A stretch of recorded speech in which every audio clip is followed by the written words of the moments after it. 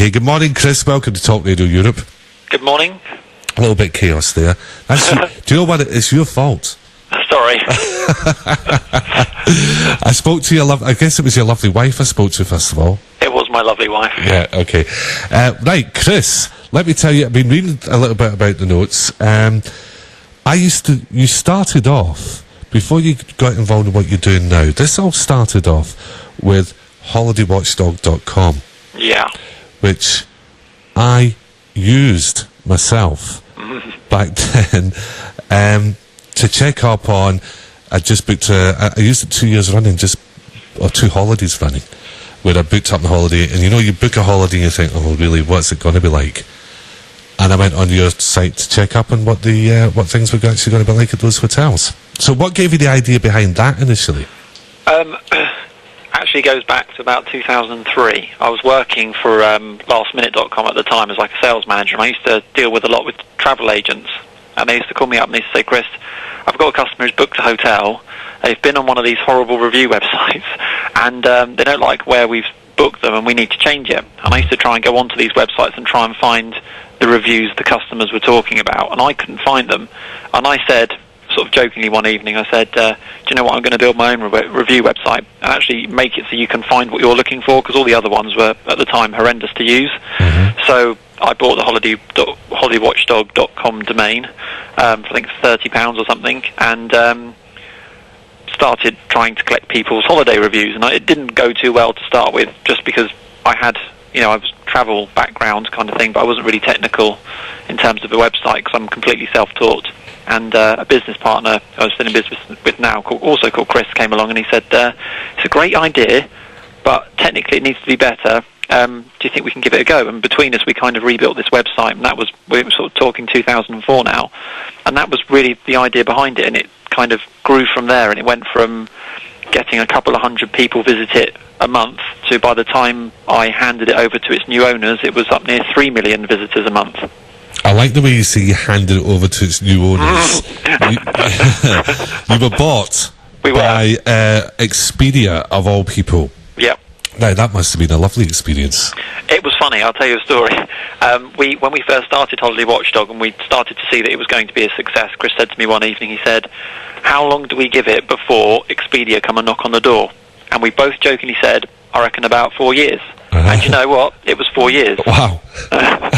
And we never approached them, they came to us, so we obviously, we were doing something right. Yeah, exactly. So from there, you're sold, and you think, what am I going to do? Is this how the next business starts? Yeah, we'd actually already started the Sunshine travel website before we'd sold Holiday Watchdog. We had got ourselves this great domain, which kind of lent itself to being a travel brand, and no one else was really using the Sunshine as a brand. So we kind of went from there. It was something new. The review things, it was huge, it was popular, it continued to grow, but you wanted something different to kind of sink your teeth into, like a new project. Yeah. And that's where Sunshine came from. And again, the same with this one as with Holiday Watchdog. I started it in my bedroom. We've actually have a third chap who's a director now called Alan, and he's an absolute genius when it comes to building websites. Alan shares my last name, Gilmore. Yeah. And we kind of handed him the baton for building websites, which he still owns. And he kind of built Sunshine for us, but to our own specifications. We don't use anyone else's technology. So what was the idea behind Sunshine? Cheap, easy to use, clear pricing. That's it. Right, now, where does that differ from, say, some of the direct holiday companies? Is it direct holidays? Yeah. Yeah, even them as an example. Once you've found the holiday that you want on any of our competitors' websites, I challenge you to get to the last stage of the booking, i.e. the one where you hand your credit card number over, and find one that doesn't try and charge you airport tax, baggage allowance, transfer fees, X, Y, and Z. All of the websites, they try and add things onto your booking as you're going through them. Oh, yeah, by the way, there's an airport tax for that. We've got to add on, it's £15 each. And they all do it, and we do not.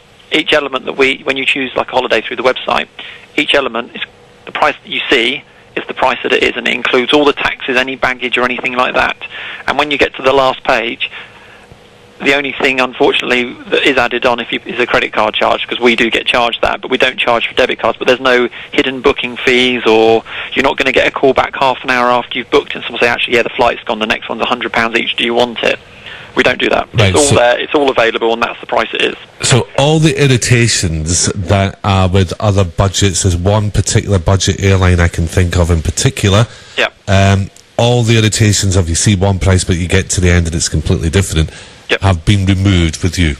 Yep, they're already included in the first price. Okay, now what about, I'm reading the notes here, it says, we look after our customers so well that word of mouth does the rest. Right, how do you do that? I'll give you an example. What do you do that's different? I think it comes down to customer service. We don't actually have a call centre. I don't have hundreds of people selling holidays over the phones, because it is all through the web. But whenever a customer has contact with us, we try to make it as simple as possible. They can contact us by phone if they want to, or via email, and we try and deal with them as quickly and efficiently as we can. Even, unfortunately, some people do go away and they will have a complaint with their holiday. Sometimes things go wrong. And I was talking to someone just this morning, and I was sort of trying to give them an example. It's very much like if you go to a restaurant and you have a bad meal, some restaurants will say, okay, you can have whatever you want, and it's on us. And because of the British mentality, people will say, actually, I really like that. I might actually go back to that restaurant and take my friends because they really looked after us. We've had instances where people have had complaints for their holiday, and sometimes they're our fault because there's something wrong in the description, or there isn't an issue with the hotel. And rather than quibble with them and argue with them and say, oh, well, that's your problem, you've paid your money, you pay for what you get, we just give their money back. Not every time. Wow. Sometimes we will say, there's your money back, we're really sorry you had a bad holiday, it was our fault, hopefully next time you'll book with us again and we can do it right. And that person will come back, and they will also recommend you to about 10 of their friends. That's good customer service. That is customer service, but it's a bold step, because I would imagine, what you're doing, the customer's buying from you, but their actual customer experience is out of your hands. They're going to a foreign country, to a hotel, but I would imagine you don't have representatives there if you keep anything low cost.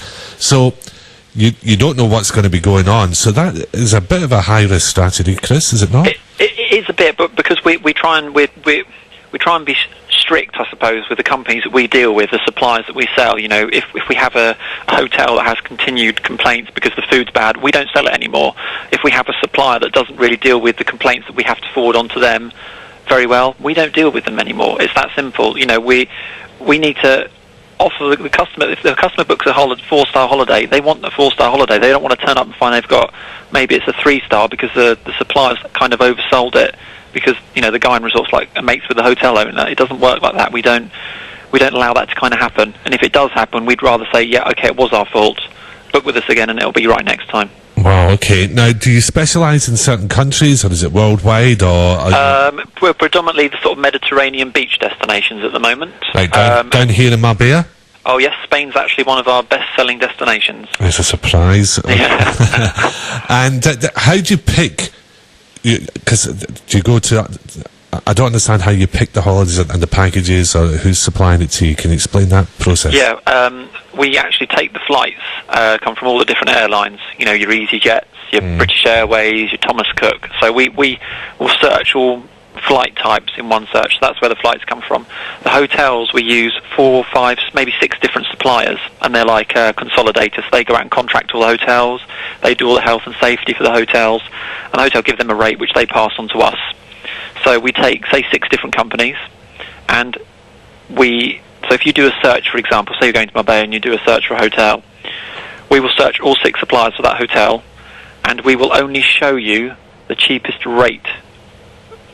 You'll only get one rate come back. You won't get 6 prices come back. They're all different. You'll just get the one cheapest rate per room type.